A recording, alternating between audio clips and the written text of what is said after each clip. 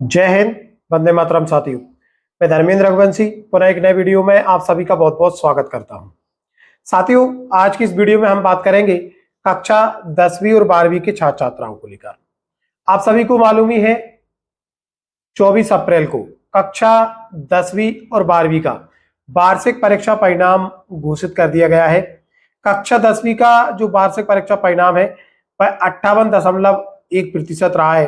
साथ ही साथ कक्षा 12वीं का जो परीक्षा परिणाम है 64.49% रहा है। कक्षा 10वीं और 12वीं में उत्तीर्ण हुए सभी छात्र छात्राओं को हमारी तरफ से भविष्य के लिए बहुत बहुत बधाई एवं शुभकामनाएं। साथियों, बहुत सारे अभ्यर्थी या हम यूं कहें छात्र छात्राएं ऐसे भी हैं जो कक्षा 10वीं और 12वीं की परीक्षा में अनुत्तीर्ण हुए हैं। तो ऐसे जो छात्र छात्राएं हैं उन्हें किसी भी तरीके से हताश और निराश होने की आवश्यकता नहीं है। किसी भी तरीके से एक असफलता आपकी योग्यता को परिभाषित नहीं करती है। लेकिन हम आपको बता दें, जो भी छात्र छात्राएं कक्षा 10वीं और 12वीं की परीक्षा में अनुत्तीर्ण हुए हैं उनके पास सुनहरा अवसर है कक्षा 10वीं और 12वीं की परीक्षा उत्तीर्ण करने का। आप सभी को मालूम ही है मध्य प्रदेश शासन के द्वारा अनुत्तीर्ण छात्र छात्राओं के लिए रुक जाना नहीं योजना चलाई जा रही है। अब इसके तहत कक्षा 10वीं और 12वीं की वार्षिक परीक्षा में जो छात्र छात्राएं अनुत्तीर्ण हुए हैं वह अपना फॉर्म रुक जाना नहीं योजना के अंतर्गत भर सकते हैं। फॉर्म भरना प्रारंभ हो चुका है। सारी प्रोसेस आज की इस वीडियो में हम आपको बताने वाले हैं। आप एक प्रारूप अपनी स्क्रीन पर देख रहे होंगे। पात्र परीक्षार्थी यानी कि जो अनुत्तीर्ण है ऐसे परीक्षार्थी 5 मई 2024 तक किसी भी एमपी ऑनलाइन क्यूज के माध्यम से रुक जाना नहीं योजना के अंतर्गत अपना पंजीयन करा सकते हैं। यानी कि जो छात्र छात्राएं अनुत्तीर्ण हुए हैं वो 5 मई तक अपना फॉर्म रुक जाना नहीं योजना के अंतर्गत किसी भी कंप्यूटर सेंटर पर जाकर भरवा दें।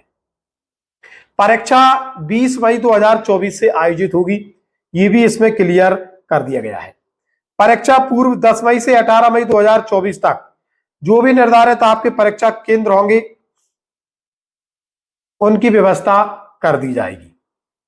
और जो परीक्षा के प्रश्न पत्र होंगे वो जो प्रश्न पत्र है आपका माध्यमिक शिक्षा मंडल का जो पाठ्यक्रम है उसी के आधार पर होंगे। यानी कि आपने जो परीक्षा 10वीं और 12वीं में दी थी उसी पाठ्यक्रम में से आपसे प्रश्न पूछे जाएंगे। केवल उन्हीं विषयों की परीक्षा होगी जिसमें आप अनुत्तीर्ण हुए हैं। और जब आपकी मार्कशीट आएगी तो उसमें आप जिन विषयों में उत्तीर्ण हैं यानी कि पास है उन विषयों के अंक जोड़े जाएंगे।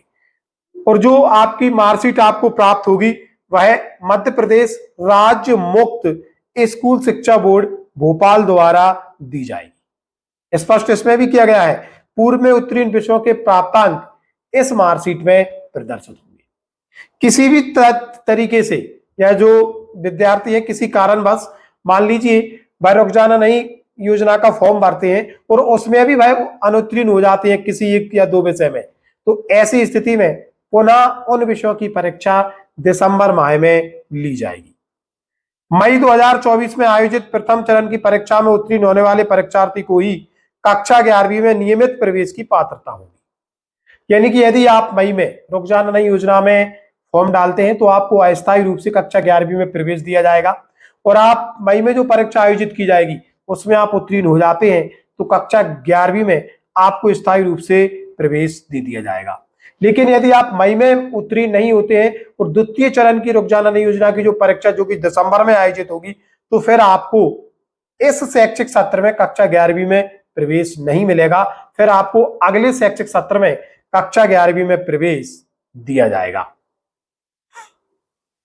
इस तरीके से जो कक्षा 10वीं और 12वीं में अनुत्तीर्ण छात्र छात्राएं हैं उन्हें किसी भी तरीके से हताश या निराश होने की आवश्यकता नहीं है। आप निश्चित तौर पर रुक जाना नहीं योजना के अंतर्गत अपना पंजीकरण कराएं और मई माह में परीक्षा दें और उसमें उत्तीर्ण होकर कक्षा 11वीं में आप प्रवेश ले सकते हैं।